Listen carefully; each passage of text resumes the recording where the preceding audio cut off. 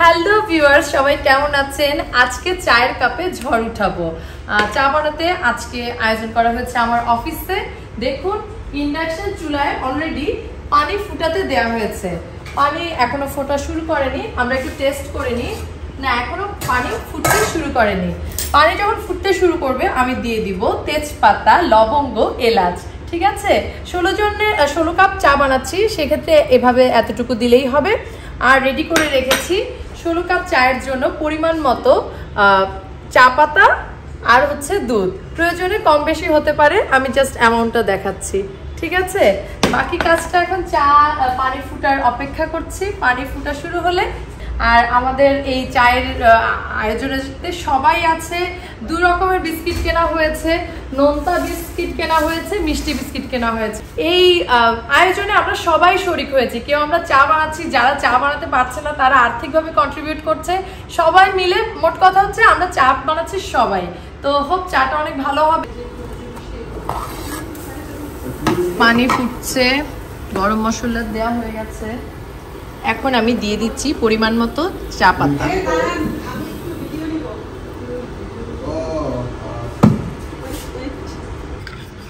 চা বানাতে বানাতে বসে গিয়েছি, টায়ার্ড লাগছে। আচ্ছা, এখন আমি অবস্থাটা দেখাই। চায়ের কিন্তু লিকার গাঢ় হয়ে গেছে, হ্যাঁ, কড়া হয়ে গেছে। এই পর্যায়ে আমি, যেহেতু গরুর দুধের চা, আমি পরে আবার একটু লিকুইড দুধ অ্যাড করব।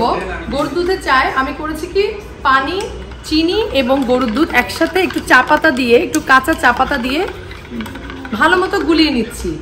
এখন কথা হচ্ছে কাঁচা চা পাতা কেন দিলাম, তো এটা যখন একটু আবার চা পাতাটা অ্যাড হবে, একটা কাঁচা কাঁচা গন্ধ হবে, মানে তখন এসেন্সটা আরো ভালো লাগে। মিলিয়ে দিচ্ছি। হ্যাঁ,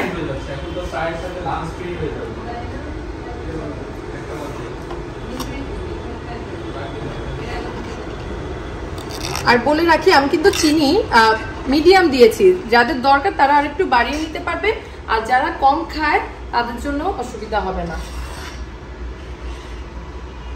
মোটামুটি চা রেডি হয়ে গেছে। আর 1 মিনিট জাল করে, যা তরল দুধটা ঘন করে রেখেছি একটু দিয়ে তারপর পরিবেশন করব। 1 মিনিট অপেক্ষা করতে হবে। গরুর দুধ কোথায় পেলেন? ওটা একটু বাসা থেকে নিয়ে এসেছি, ট্রিক্স জাল দিয়ে। এইটা হচ্ছে ট্রিক্স না, তাই বলে যে আমারই ভালো হবে সেটা না, এটা আমার নিয়ম। আমি একটু গুঁড়ো দুধের সাথে লিকুইড গরুর দুধ অ্যাড করতে আমি পছন্দ করি। এখন একটু দুধ ঢেলে দিচ্ছি, তরল দুধ।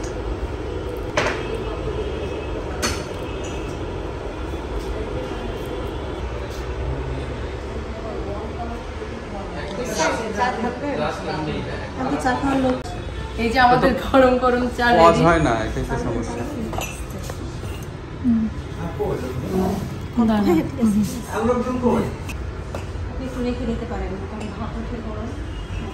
ওকে, দেখি আরো আরো।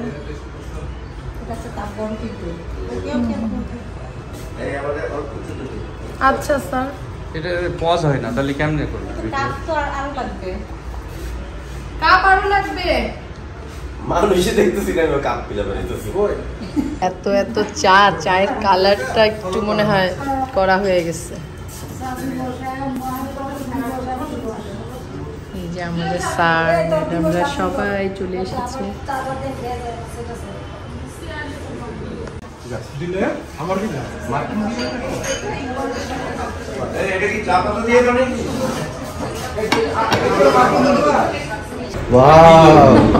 আপনার এই যে এই চায়ের অনুভূতিটা বলেন।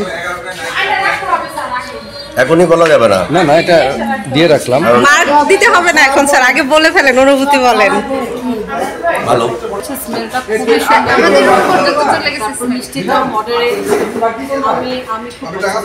যেহেতু এখানে বিচার বিশ্লেষণের বিষয়, তো এখানে এখন মন্তব্য করা যাবে, কিন্তু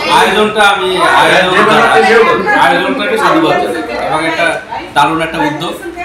স্যার আপনি বলেন। চায়ের টেস্ট নিচ্ছে, যারা পুরোটা শেষ করি তাহলে বোঝা যাবে যে আসলে আমার এই প্রথম চুমুকেই ভালো লাগছে। স্যার আপনি বলেন, রুমমেটকে স্যার কি কমপ্লিমেন্টস দিবেন? আমি এসে যাচ্ছে, আমি কি বলবো, ভাষা নেই। আমি চা খেয়ে মুগ্ধ। ভালোবাসা। এটা হচ্ছে আমাদের রুমমেট হিসেবে কমপ্লিমেন্টস। স্যার আপনি বলেন আপনার অনুভূতি। এখনো চা খাইনি। চাই খান নাই বিস্কিট খান ঠিক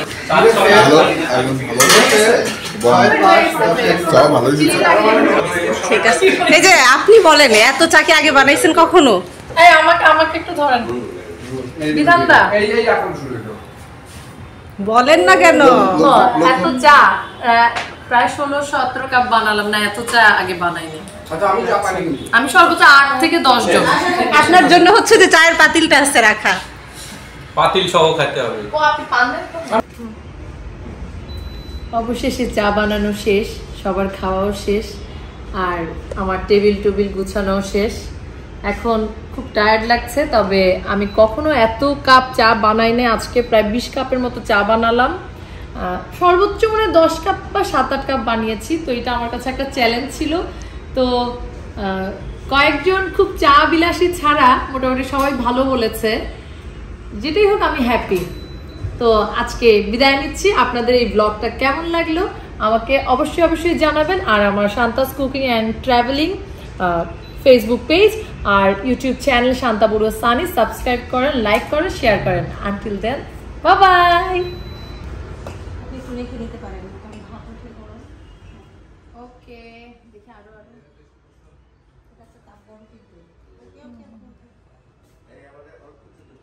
আচ্ছা স্যার, এটা পজ হয় না তাহলে কেমনে করবে?